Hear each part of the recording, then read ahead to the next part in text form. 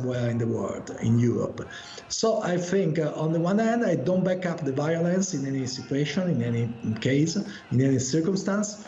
At the same time, I do understand the protest because the port of Trieste is really going out along a decade-long crisis, and this green pass is really creating problems to this port. And it's a major hub. It's turning back to be one of the major ports in the Adriatic, which is a major role that the port of Trieste has. Well, it's very clear many people feel like this is an infringement on their rights, of course. But where do you think the line is drawn? Where do you think people during an unprecedented health crisis, of course, should simply accept measures?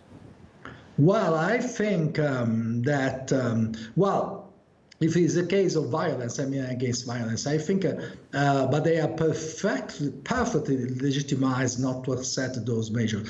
I've seen, first of all, it's clear from the figures that COVID is really going out of its way, is disappearing in Italy, is shrinking. The number of cases is definitely shrinking. By the way, the Green Pass is a costly thing because you have to undergo a process. It's not necessary only to have, it's not enough to have a documentation from a pharmacy, from a doctor that you have been vaccinated, that you passed through COVID, that you recovered from COVID, or that you got this test.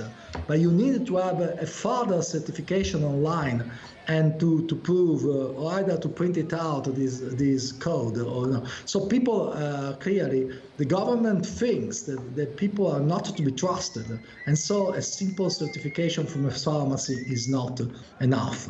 And this is adding cost upon cost, and is creating a major disturbance. So I think that people are perfectly legitimized to refuse vaccination. And I must say, frankly, honestly, that I haven't been vaccinated. And I belong to a larger share of the Italian population of people over 50 and below 60 who decided not to be vaccinated for several reasons. But I also think that the government should stop with this Green Pass policy, pretty much like what is happening in Britain, and go back to normality without all these procedures, which are creating problems of cost, of delaying, and especially in major harbors like Trieste, where truck drivers come a long way from Russia and so on. And some of them, they simply don't have even the possibility to be vaccinated because they are driving a long way.